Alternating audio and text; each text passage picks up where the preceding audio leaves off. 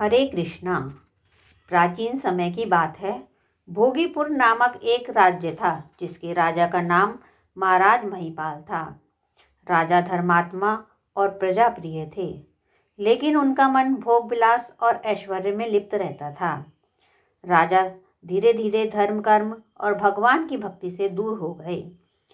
कुछ समय बाद राज्य में अकाल पड़ गया और प्रजा कष्ट में आ गई। एक दिन राजा शिकार के लिए जंगल में गए। वहां उन्होंने एक साधु को तपस्या करते हुए देखा।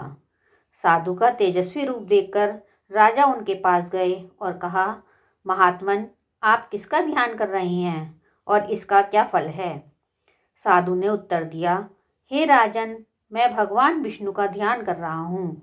जो सच्चे मन से एकादशी का व्रत करता है उसके सभी कष्ट दूर हो जाते हैं, उसे मोक्ष प्राप्त होता है और उसके समस्त कष्ट दूर हो जाते हैं। राजा ने कहा, मुनिवर, मुझे भी इस व्रत की विधि बताइए। साधु से व्रत की विधि जानकर राजा और प्रजा ने मिलकर एकादशी का व्रत किया। सभी ने भगवान विष्णु की पूजा की और कथा सुनी। इसके बाद राज्य में वर्षा हो गई और अकाल समाप्त हो गया। धीरे धीरे राजा का मन भोग विलास से हटकर धर्म और भक्ति में लगने लगा। इस प्रकार एकादशी व्रत के प्रभाव से राजा महिपाल का जीवन बदल गया। उन्होंने प्रजा के साथ अपना जीवन धर्म और सत्य के मार्ग पर बिताया। हरे कृष्णा।